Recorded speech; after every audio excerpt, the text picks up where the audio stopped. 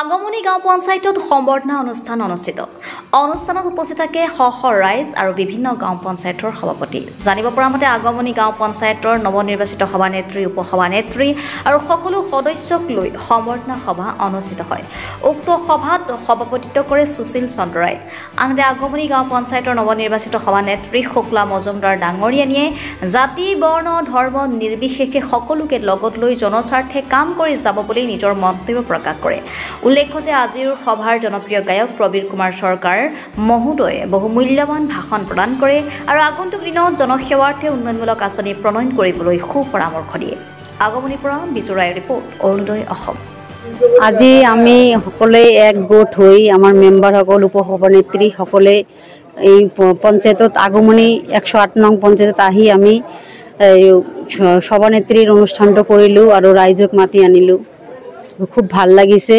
আমাক আজি ভোট দি জয়যুক্তি কৰি আজি এই জায়গাত আমাক আনি দিছে। এইটোৱে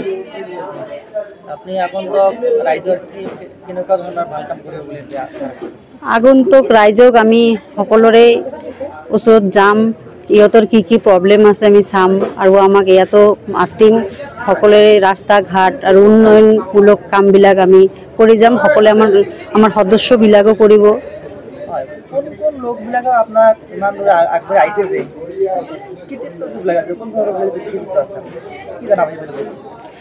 আমাৰ লগত যি আহিছে, আমাৰ ৱাৰ্ডৰ আছে কিছু দাদাসকল আৰু আমাৰ মেম্বাৰহঁতেও আছে মোৰ লগত আৰু ৰাইজৰ আশীৰ্বাদতো আছে। ইমান দূৰ আগবাঢ়ি অহাৰ আপোনাক কোন লোক আপোনাক সহায় কৰিছে?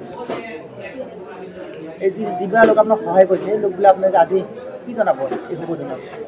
যি মানুহ মোক সহায় কৰিছে, প্ৰথমতে আমাৰ ৱাৰ্ডত আছে আমাৰ শিক্ষক, আমাৰ আৰু এটা দাদা আছে ৰঞ্জিত দা, আমাৰ সুশীল মাষ্টাৰ দাদা আৰু বিশেষ আৰু কাৰ্যকৰ্তা আছে। লগতে আমাৰ ভাইটি ৰতন দা আৰু আমাৰ সেলিম ভাই, সকলোকে আমি ধন্যবাদ জ্ঞাপন কৰিছোঁ।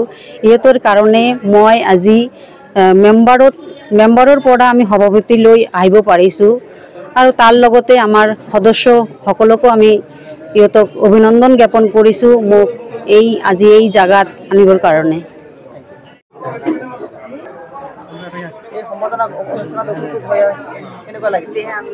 আজি নমস্কাৰ। আজি সাংবাদিক বন্ধুসকলক মই নমস্কাৰ জনাইছোঁ, ধন্যবাদ জনাইছোঁ।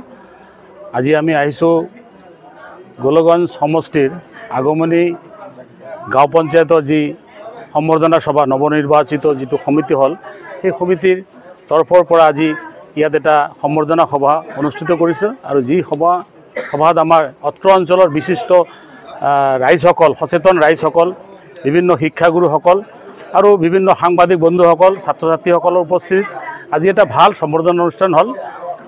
মই বিশেষকৈ এই বিষয়ত ক'ম, সংসদীয় গণতন্ত্ৰত নিৰ্বাচনত ৰাইজে হ'ল ৰজা।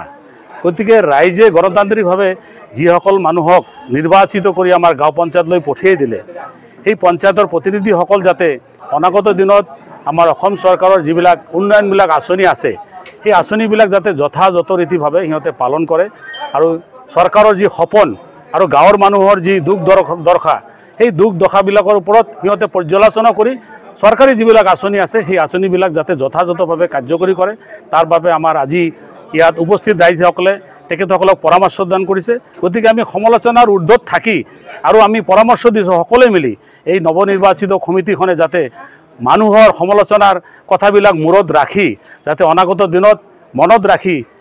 দিনত এই পঞ্চায়তৰ গ্ৰামৰ যি সব ধৰণৰ উন্নয়ন যিবিলাক চৰকাৰী আঁচনি আছে, সেইবিলাক আঁচনি যাতে যথাৰীতিভাৱে সিহঁতে পালন কৰে আৰু ভালকৈ যাতে পৰিচালনা কৰে, তাৰ কাৰণে আমি সকলোৱে মিলি আজি এই সমিতিখনক সভাৰ জৰিয়তে আহ্বান জনাইছোঁ আৰু আমি কামনা কৰিছোঁ তেখেতসকলে অনাগত দিনত আৰু 5টা বছৰত যাতে ভাল কাম কৰিব পাৰে আৰু 5টা বছৰত যদি ভাল কাম কৰে, আমি ৰাইজে আশা কৰিছে আজি যাতে সিহঁতে নেক্সট বাৰো অহা 5 বছৰ পিছত অট'মেটিকেলি ৰাইজে সিহঁতক ভোট দিব।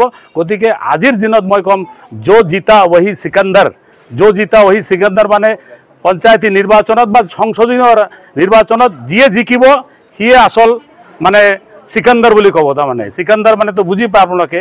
গতিকে আজি আমি তেখেতসকলক জিকিছে, গতিকে তেখেতসকলক আমি ধন্যবাদ জনাইছোঁ কাৰণ ৰাইজে সিহঁতক মৰম আদৰ চেনে দি সিহঁতক পঞ্চায়তলৈ পঠাইছে গাঁৱৰ সমস্যাবিলাক যাতে ভালকৈ দূৰীকৰণ কৰিব পাৰে তাৰ কাৰণে আমিও ব্যক্তিগতভাৱে চবে মিলি আজি আহ্বান জনাইছিলোঁ যাতে সিহঁতে পঞ্চায়তৰ কামবিলাক সুচাৰুৰূপে পালন কৰে।